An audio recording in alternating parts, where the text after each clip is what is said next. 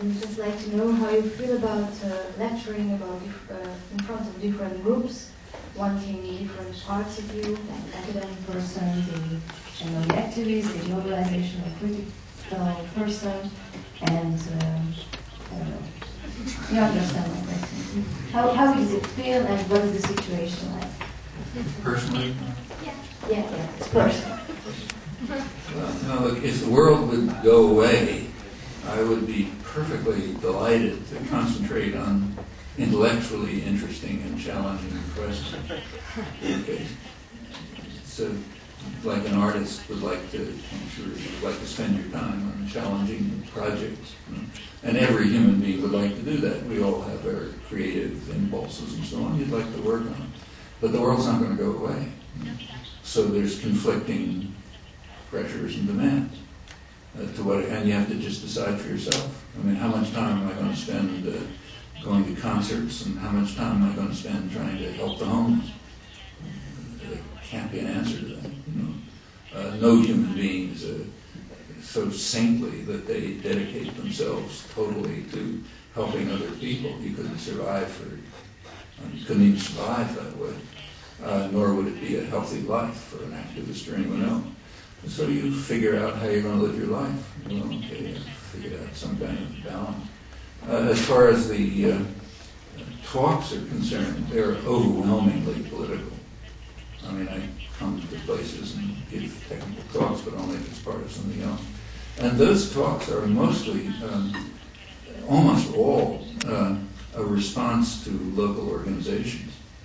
I mean, some local organization, as I mentioned in the United States, but in fact in most of the world, people are just very disconnected from one another. They're separated by all sorts of mechanisms. And one of the points of having big meetings where a couple thousand people come together, or even a couple, maybe 50 even, but it's usually thousands by now, is people just get to know each other. I mean, people who are working in one part of town find out that somebody in another part of town is doing something similar. And a lot of the speaking is, especially in the United States, is that. It's initiated by local organizations.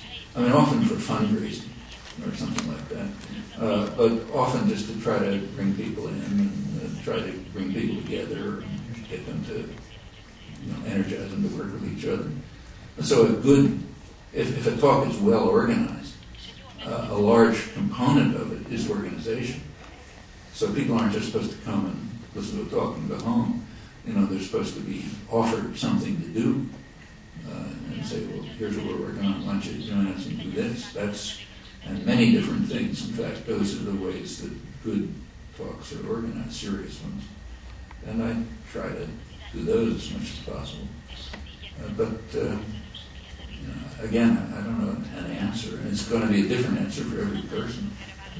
And it should be. I mean, after all, we're all different people with different interests and concerns.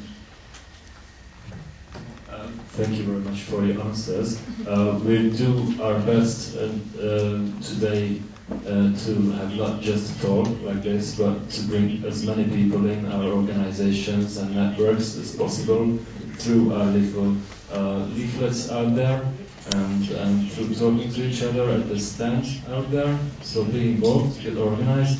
I'd like to thank the audience for their attention and their questions. I'd like to thank our guests in the panel for their warming up questions, and I'd like to especially thank Mr. Chomsky for being here answering our questions, and I'd like to ask Tracy Wheatley, one of our organizers, to present a little gift to Mr. Chomsky. It's a t-shirt, having a logo, an awesome one.